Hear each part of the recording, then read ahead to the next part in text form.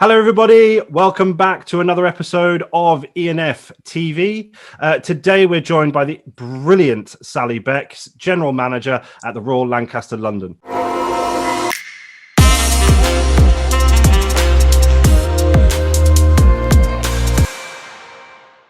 Sally, thank you so much for joining us today. I'm delighted to be here. Thank you so much for asking me, Tom.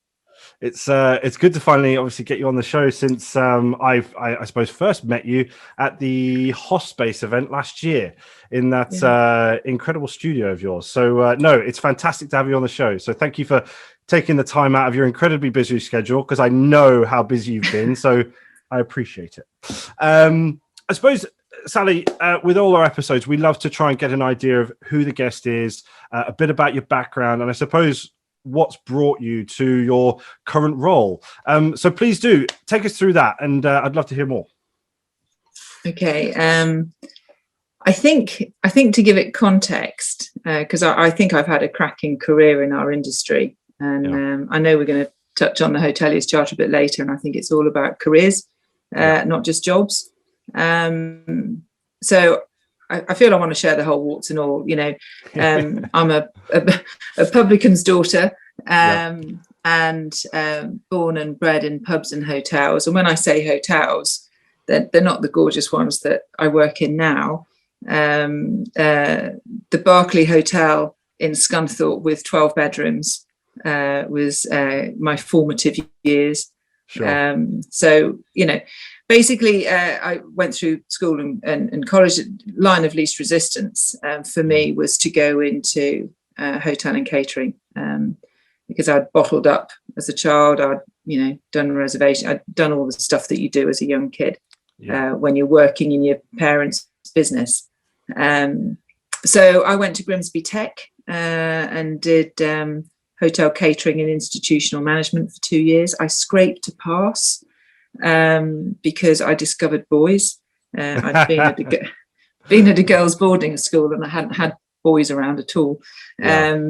So scraped to pass, and then my parents would get the caterer every week, and I would come home, and they would have jobs ringed for me. They didn't like a boyfriend that I was going out with, and they wanted me to get away from him, and they ringed places that were really, really far away. And I was encouraged to just leave. I tell you, dreadful. Interestingly, at that time, I didn't have the confidence that I have now.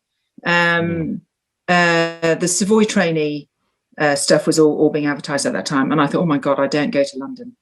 And I never even applied.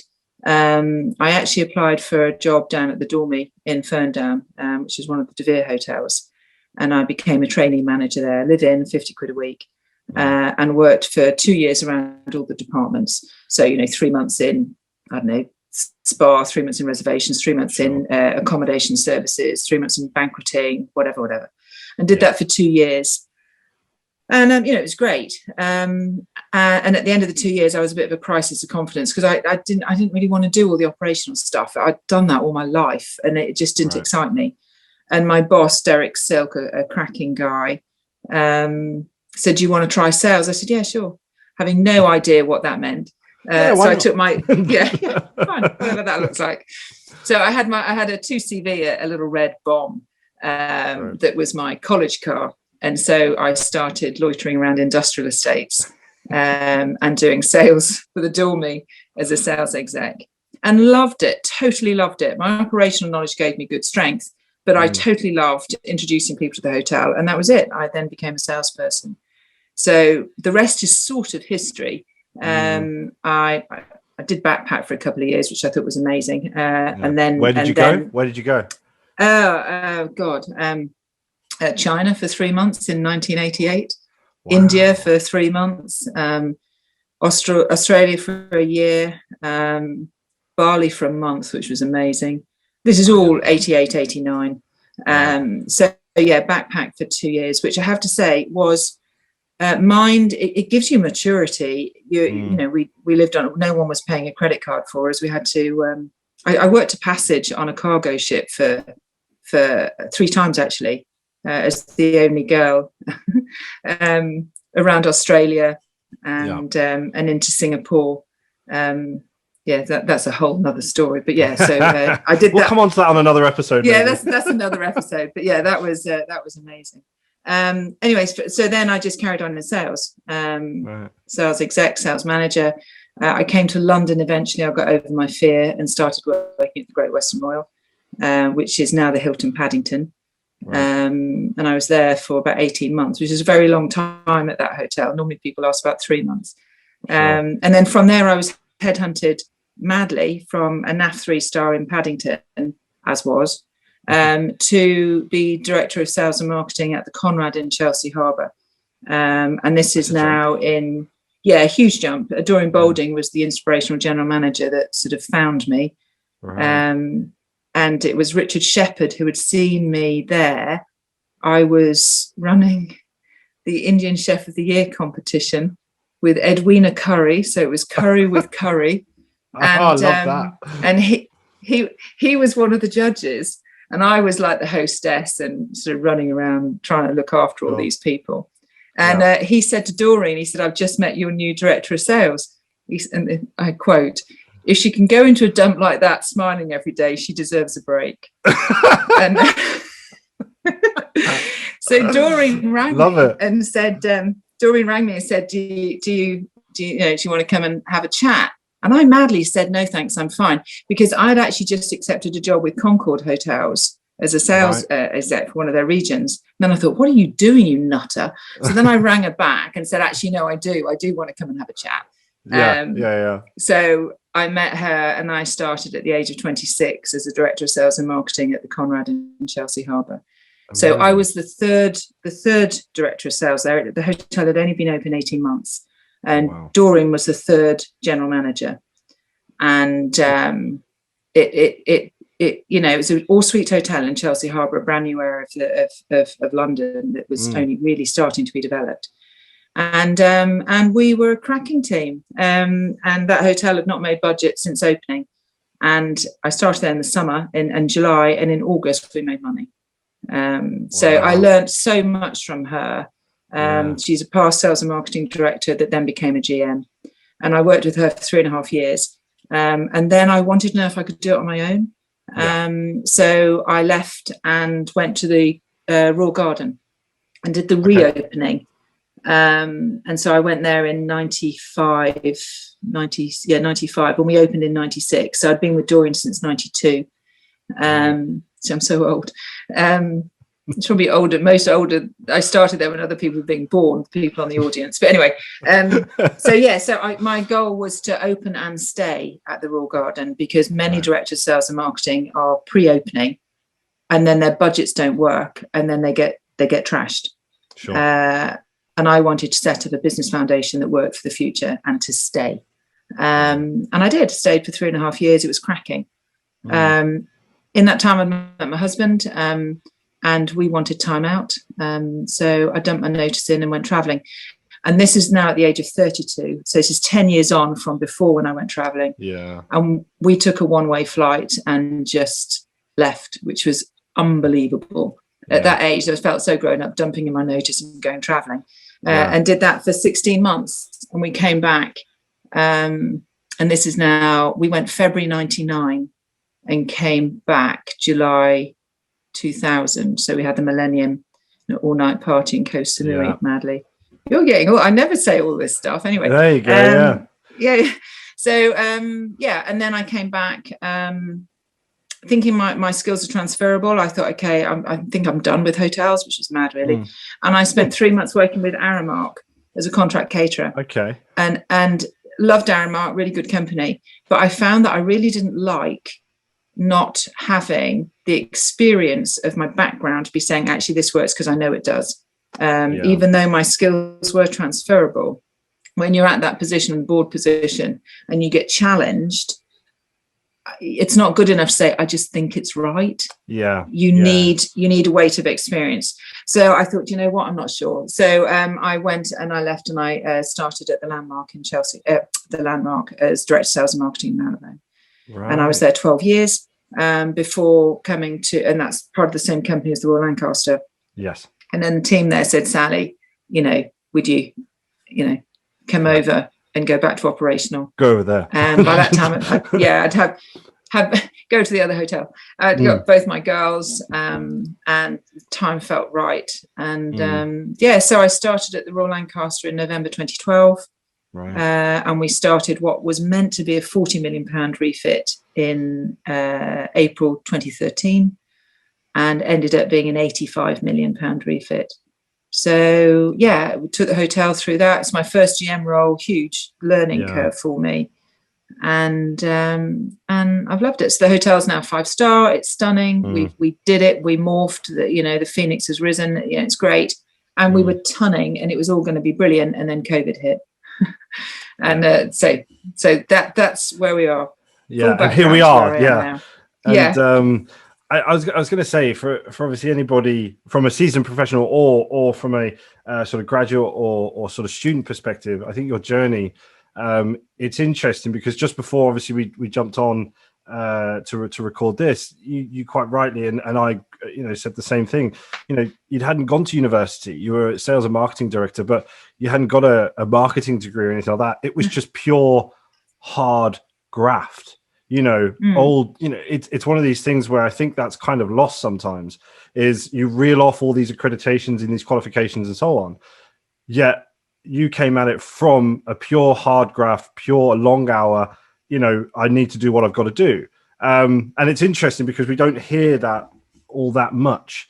And I think it's one of these things that is just a true, it's a reality in some cases. Yeah. Listen, I've had academic learning along the way. I was really lucky to get a scholarship from the Master in Holders, and I went to Cranfield University to do an executive leadership course. I absorbed training, and I think, how can I implement that? That's going to make that easy. This is going to be great. Oh my God, I'm not someone who sits in a course and then thinks, oh yeah, and then goes back to normal the minute you leave. Bang. Does nothing with it. I think, oh no, this is great. Oh, that's good. So I'm definitely somebody who has learnt her craft.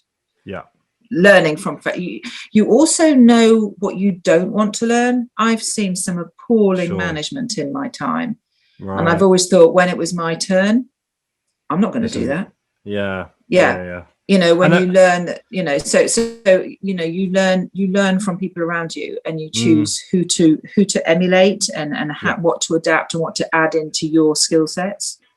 That was actually something I was going to come on to is, and it actually brings us quite nicely onto it, is the Hoteliers Charter, of course. Now, obviously, you mentioned about sort of seeing management and how you just would just completely go the opposite way, and so on and so forth. Now, I think for a lot of people, I know that there's been a lot of coverage around the Hoteliers Charter, which is absolutely fantastic. But for anybody watching this now that might not know who or what the Hoteliers Charter is, can you give us a bit more information on that? And I suppose ultimately what the goal of the charter is. Yeah, it started really with me having a rant. That's how some things do start. Basically, I was given the most amazing accolade, really, of my career, being voted Hotelier of the Year by my peers, and that was in 2019. And I needed to give a speech, an acceptance speech, and I looked back on the award, and the award had been around for 37 years, and I was thinking, what's changed in that time? And I had a pivotal experience that really affected me. The year before, my daughter at the time was 15 and was coming to do work experience in our hotel. We live out in Leafy, Buckinghamshire, and so I'd say, we do it regularly. So we'd set up, a week for her, and she'd got a girlfriend that was coming, and they were going to do a little bit in sales and marketing, a little bit in accommodation services, a little bit in food and beverage, just to get that whole view. Just before it was all ready to start, her mate's mum stopped her from coming, saying, sorry, no, why would she want to be a servant? And stopped her coming to that work experience. And I thought, my God, our reputation as employers is, really? God, where are we at? And And that was my rant, that hotels need to stand up as best in class in hospitality, as we have a fair and transparent service charge. Everything that Joe Public hears and sees about our industry is either from, and I hate to be controversial, but and Gordon Ramsay, top guy, and all that sort of stuff. But Hell's Kitchen is not a great advert for your son or daughter going into kitchens. So, and then we had another leader of our industry who was caught topping up topping up minimum pay with service charge, and went on national TV and said everyone does it. And no one stood up in our industry and said we don't. I went on his Twitter feed and said, shame on you, I can run a restaurant without ripping off my staff. I didn't get any answer back, but no, I wouldn't imagine you would. But I just feel that that's the wrong reputation that's out there. Long hours, no career aspects, low pay, bullying. They don't talk about the wonderful stuff that goes on in our industry. And I thought, you know what? Hoteliers need a charter. We need to raise ourselves above hospitality. We need to say all the things that we do really, really well, and we need to get on with it. And from that rant, people came to me and said, God, Sally, are you serious? Can we do something? I can help. We can help, And in a way, we were going to launch it last year, right? Just basically as COVID hit. And obviously then didn't. And so we've had an extra year, really, to faff around and get it right. So instead of it being a rant that may have been a bit like a firework that fizzed and then died, we've now actually got a really good structure for the charter. And there's 10 commitments, and it's all about well-being, doing things properly, and being raised up as employers of class, within hospitality. And I'm not saying there's not some cracking restaurants and bars out there that do it brilliantly. I know there are. But hoteliers need to stand up and be counted as an entity themselves. And, I think it's somewhat proven right now. If hotels had a platform outside of hospitality, we would be open on the 12th of April alongside Airbnb. We would be. We've supported the NHS, essential workers, quarantining through all of this. Yet, because we're lumped with hospitality, we're not open until the 17th of May. And it just shows we have to have a voice. So the charter is launched. It's good. We've got about 300 or 400 hoteliers signed up already. And we're linking with, so when you asked me about the goals of the future, we've linked with all of the colleges and universities that do catering and hospitality across the whole of the UK. And so all of those students will be looking to work with charter hoteliers.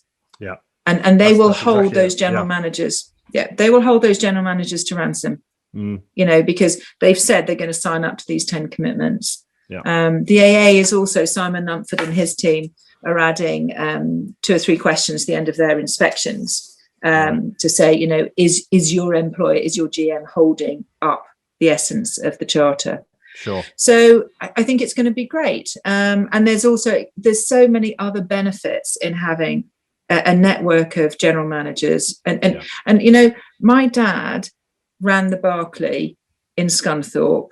It wasn't star rated, it's just an average thing, with all those commitments. All his staff were treated well. Everyone was paid fairly. Everything was transparent. Everyone was developed.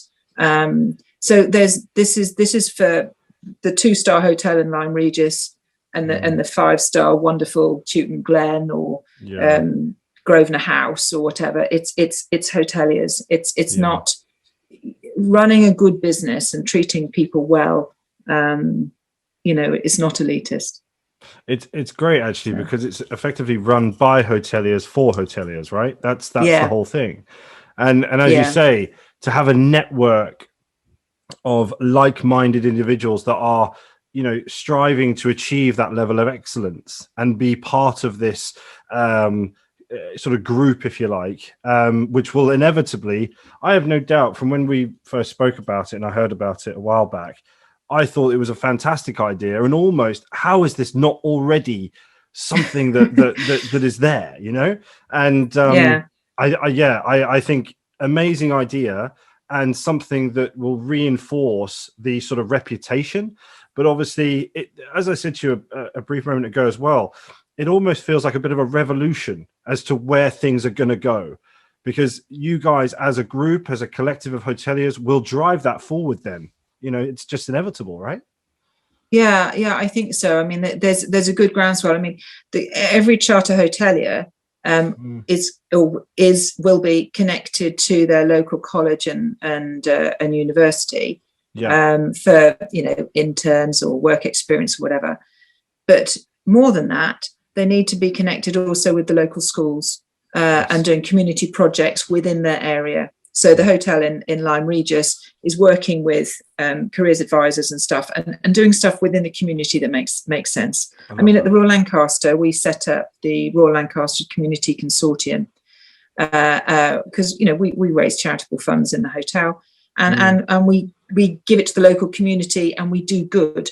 So, you know, I talk to the local headmistresses and masters. I talk to the local priests and church leaders, the local community leaders, residents association chairmen, and say, what do we need?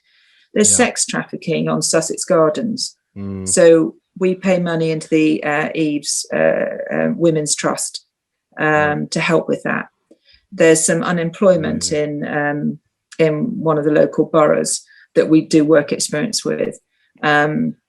There's a whole rack of records. So there's actually five things that we do, and we've done that for the last 6-7 years.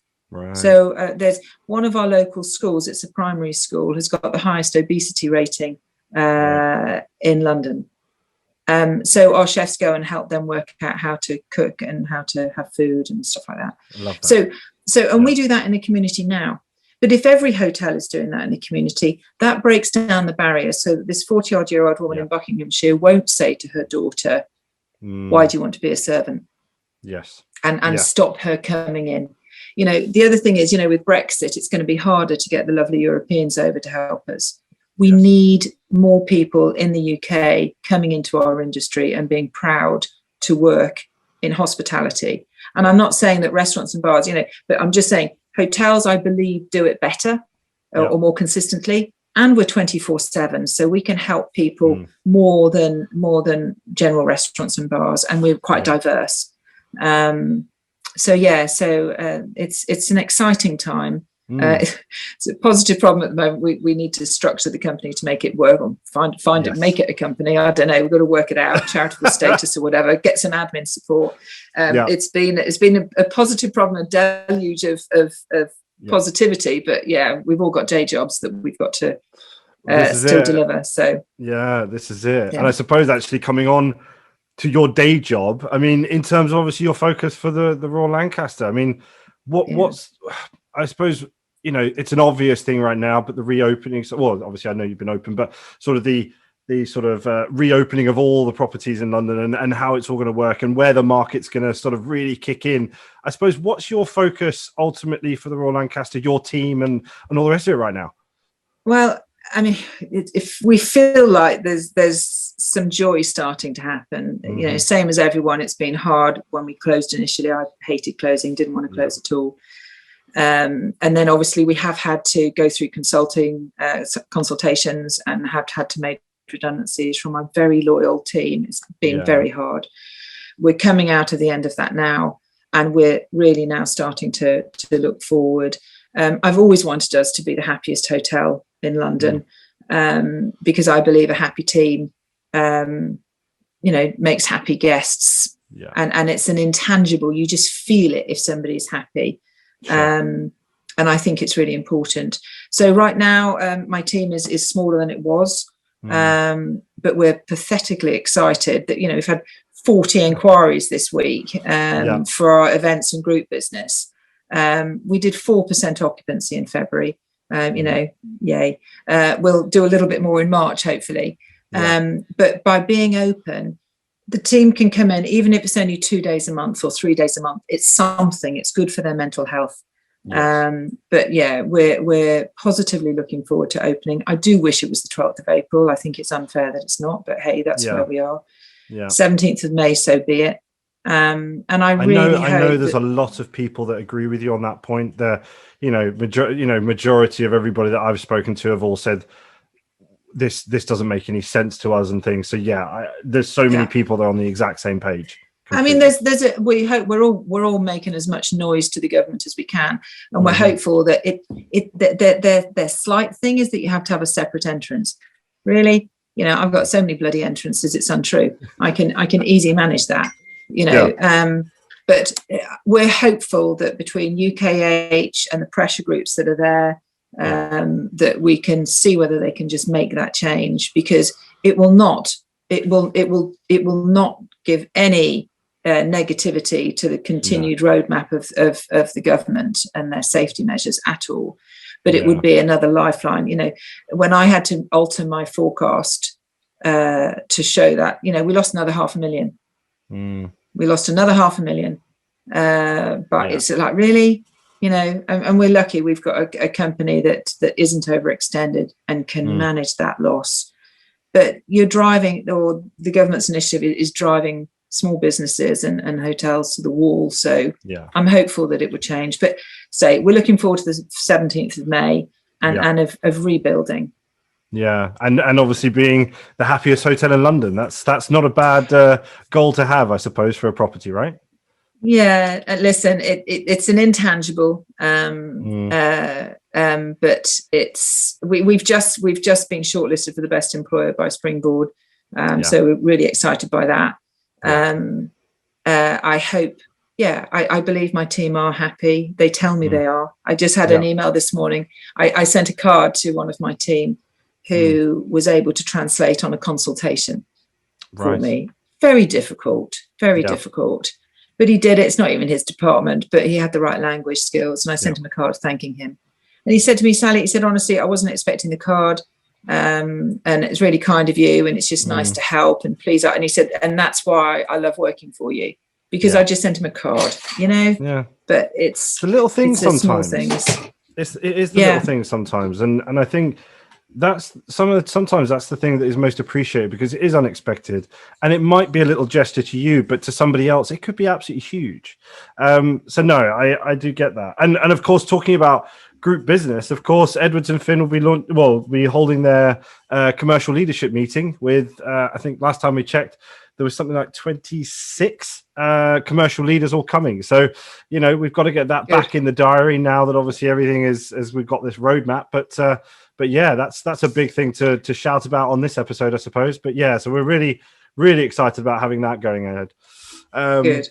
But I suppose it would be good to understand from you, I suppose, what's exciting, what's going on with you or the hotel or the Hoteliers Charter, over the next few months, over the coming months. What's going on with you guys?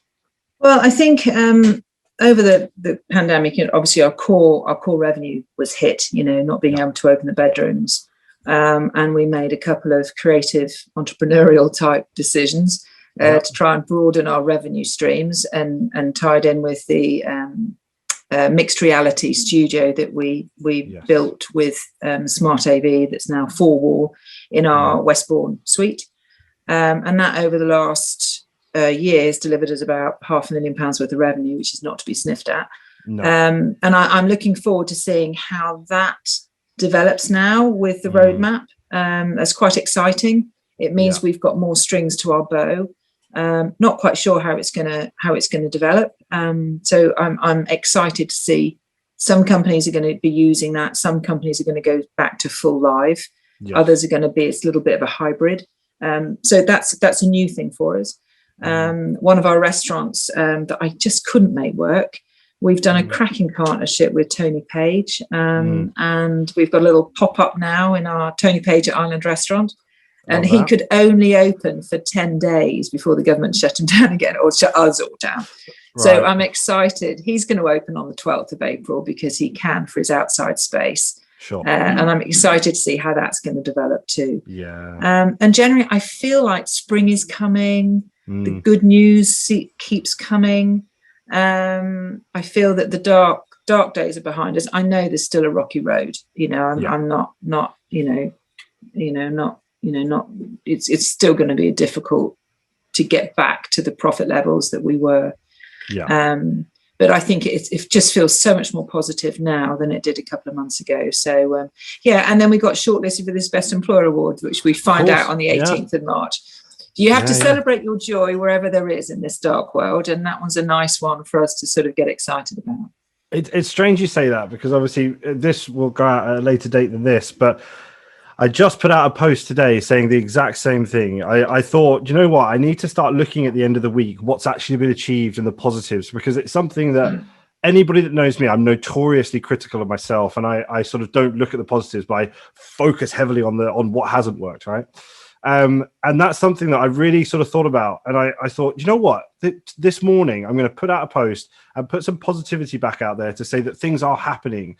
And it gave me a bit of a buzz. But I've sort of asked anybody that sees it, tell me something that's been great with your week, And I think it's so important, because that sometimes gets lost. And so I completely agree with that. I completely agree. We had I think one day this week, we had our lowest occupancy since being open. It was 1.2%, 5 bedrooms, and we served 1 breakfast.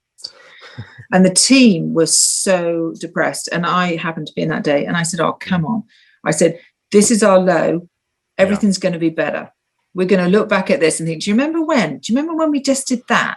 I said, it's fine. It's fine. Tomorrow we're going to take 9 bedrooms, and then there's going to be 15. It's fine.